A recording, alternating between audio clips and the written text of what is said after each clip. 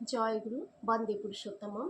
পরম পিতা রাতুল শ্রীচরণে শতকোটি প্রণাম জানিয়ে আপনাদের কাছে আন্তরিক আনন্দিত জয়গুরু জানিয়ে আজকে ইষ্ট প্রসঙ্গ শুরু করছি। আজকে একটি দারুণ প্রসঙ্গ নিয়ে এসেছি, ঠাকুরের বলা। ঠাকুর তো কোনো কিছুই আমাদের আর বাদ রেখে যাননি, সব কিছুরই সলিউশন তিনি কিন্তু দিয়ে গেছেন। কি খেলে আমি ভালো থাকবো, কি খেলে আমার পেট ঠান্ডা থাকবে, কি খেলে আমার হজম ভালো হবে, কোন খাবারে প্রচুর পরিমাণে প্রোটিন ভিটামিন রয়েছে, কোন খাবার খেলে মাংসের থেকেও বেশি ভিটামিন প্রোটিন আমরা পাবো। মানে কোনো কিছুই বাদ রেখে যাননি, আমাদের সব কিছুই দিয়ে গেছেন। আমরা অনেক সময় বলি তো নিরামিষ খেলে আমরা প্রোটিনের অভাব হয়ে যাবে, কিন্তু কি খেলে প্রোটিন, সেটা ওই মাছ মাংসের থেকেও বেশি প্রোটিন পাবো, সেটাও ঠাকুর বলে গেছেন। সেটা একদম অল্প পয়সাতেই হয়ে যাচ্ছে।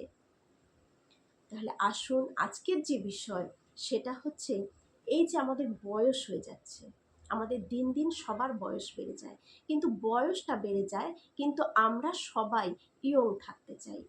বয়স বাড়লেও যেন বয়সটা আমার বোঝা না যায়, এটা আমরা সবাই চাই।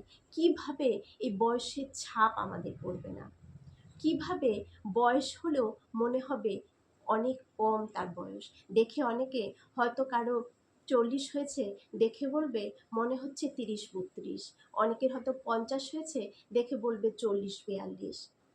এই বয়সের ছাপটা সহজে পড়তে দেয় না, বয়সকে ধরে রাখে কি এমন জিনিস খেলে, এবং সেই জিনিসের যে জিনিসটা ঠাকুর খেতে বলেছেন তার অনেক গুণ রয়েছে, আরও অনেক অসুখ বিসুখ থেকে আমরা সেই খাবার থেকে আমরা পেয়ে থাকি। আসুন সেই বিষয়ে চলে যাচ্ছি। দ্বীপরক্ষী গ্রন্থের 4র্থ খণ্ড থেকে। অরবিন্দদা, আমাদের কালিদার তো বেশ শরীর খারাপ, লিভারের দোষ, অম্বল, নিঃশ্বাসেও কষ্ট হয়। শ্রী শ্রী ঠাকুর বললেন, এইবারই কালির বলে শরীর খারাপ, ভালো করে শুনে একটা প্রেসক্রিপশন করে দিস। তারপর অরবিন্দদাকে ঠাকুর আবার বললেন, তাছাড়া আরেকটা জিনিস করতে পারো, নিম গুলঞ্চ রাতে গরম জলে ভিজিয়ে রেখে তার 1 বা 2 আউন্স আন্দাজ করে সকালে খালি পেটে খেলে হয়। কি বললেন? যে নিম গুলঞ্চ রাতে গরম জলে থেতো করে সেটাকে ভিজিয়ে রাখতে বললেন, ভিজিয়ে রেখে পরের দিন সেটা সকালে খালি পেটে ঠাকুর খেতে বললেন।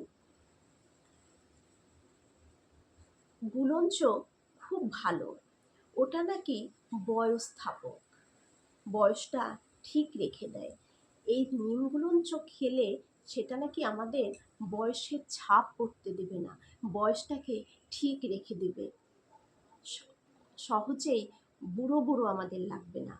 এই যে চামড়া ঘুচে যাবে, দেখতে বয়স্কের মতো লাগবে, এইগুলো আমাদের আর লাগবে না যদি আমরা এই নিম গুলঞ্চ রাতে গরম জলে ভিজিয়ে রেখে পরদিন সকালে যদি আমরা খাই, আমাদের বয়সের ছাপটা পড়বে না।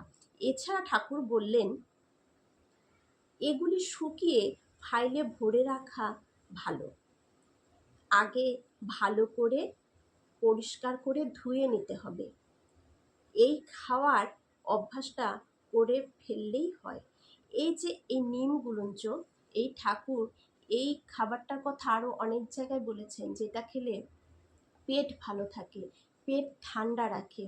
এই যে গরমের দিনে যে আমাদের পেট গরম হয়ে যায়, এই নিম গুলঞ্চ যদি সকালে কেউ খায়, নিম গুলঞ্চ রাতে ভিজিয়ে সকালে যদি জল খায়, পেট ঠান্ডা রাখবে।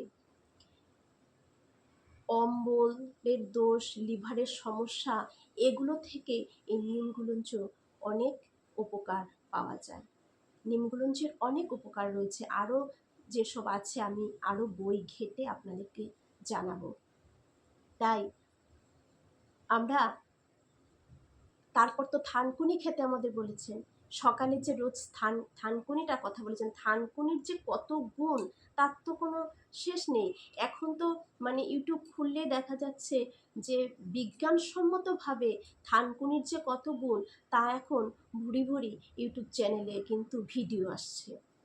আর ঠাকুর আমাদের 100 বছর আগেই বলে গিয়েছিলেন ইষ্টভৃতি করে থানকুনি আর জল খেতে। এই থানকুনির প্রচুর গুণ। এই থানকুনি খেলেও আমাদের বয়সের ছাপ পড়তে দেয় না, আমাদেরকে যৌবন ধরে রাখে কিন্তু এই থানকুনি। থানকুনিকে অমৃতা বলা হয়। ঠাকুর বলেছেন থানকুনি হলো অমৃতা, এর গুণের শেষ নেই, এর হাজারো গুণ। এ যে ঠিকঠাক রোজ খাবে তার কত দিক থেকে যে উপকার হবে, কত দিক থেকে, নানান অসুখ বিসুখ থেকে তাকে রক্ষা করবে, পেটের দিক থেকে রক্ষা করবে, স্কিনের দিক থেকে রক্ষা করবে, প্রচুর গুণ থানকুনির। তাই ইষ্টভীতির পর আমরা থানকুনিটা যেন সেবন করি। ঠাকুর অনেকে আবার জিজ্ঞাসা করলেন যে থানকুনিটা সবসময় পাওয়া যায় না, তখন কি করব? ঠাকুর এটাও বলে দিয়েছেন থানকুনির বড়ি করে শুকিয়ে ঘরে রেখে দিলেই হয়, সেটা খেলেও হয়। আর আমাদের ঠাকুর বাড়িতে আমাদের সৎসঙ্গী যারা, তারা যারা থানকুনি আমরা না পেয়ে থাকি, থানকুনির বড়ি আমরা কিনে নিয়ে আসি, যেটা ঠাকুর বাড়িতে পাওয়া যায়, সেই বড়িটা আমরা সেবন করতে পারি। ঠাকুর তো বলেই দিয়েছেন সেটা খেলেও চলবে। তারপর এই যে নিম গুলঞ্চর কথা বললেন, যে গুলঞ্চ রাতে ভিজিয়ে যদি আমরা সকালে গরম জলে ভিজিয়ে রেখে সকালে যদি সেটা 1 বা 2 আউন্স আন্দাজ মতো যদি আমরা রোজ সকালে খালি পেটে খাই, তাহলে খুব অনেক গুণ হবে। এই লিভারের দোষ কাটবে, অম্বল কাটবে, নিঃশ্বাসের যাদের শ্বাসকষ্ট সেটার থেকে তারা রক্ষা পাবে। এমনকি যেটা আমাদের সবার ভেতরে অসুখ বিসুখ হোক না হোক, কী হবে হোক, কিন্তু এটা আমাদের সবার ভিতরে আমি যেন ইয়ং দেখায়, আমার বয়সের ছাপটা যেন সহজে না পড়ে। এটা খেলে বয়সের ছাপটাও পড়বে না, বয়স বাড়ার সাথে সাথেও আমাকে বয়স্ক লাগবে না। তাহলে আসুন এটা আমরা জোগাড় করে নিয়ে আসি, নিয়ে এসে এটা খাওয়া শুরু করে দিই সকলে। আর সকলেই এটা শেয়ার করবেন। এই যে শেয়ার করার মধ্য দিয়ে বা সবাইকে, এই যে আপনি ইষ্ট প্রসঙ্গগুলো শুনছেন, এগুলোই যদি বাড়ির সবার সাথে আলোচনা করেন, যারা বাইরে বেরোতে পারছেন না, ঘরেই থাকছেন, একদমই প্রবলেম, তারা বাড়ির কারো না কারোর সাথে যদি এগুলো আলোচনা করেন, এটাও কিন্তু যাজন হয়ে গেল। তাহলে যজনও হলো, যাজনও এর মাধ্যম দিয়ে হয়ে গেল, ইষ্টভীতিটাও হলো। তাহলে পুরোটা ফুলফিল হয়ে গেল আমাদের। আর ঠাকুর তো এই 3টে করতেই বলেছেন। এই 3টেকে যে মন প্রাণ দিয়ে করবে তার কোনো কিছুতে ভয় নেই, কেউ তাকে কখনো ক্ষতি করতে পারবে না, বরঞ্চ যে করতে আসবে তারই ক্ষতি হয়ে যাবে। তাই আসুন আমরা ঠাকুরের কথা মতো চলি, নিজেকে চলার চেষ্টা করি। আর আচার্যদেব বারবার বলছেন প্র্যাকটিস করে যেতে, প্র্যাকটিস করতে করতেই সব হবে। জয় গুরু। আজকে ইষ্ট প্রসঙ্গে এখানে রাখছি। জয়।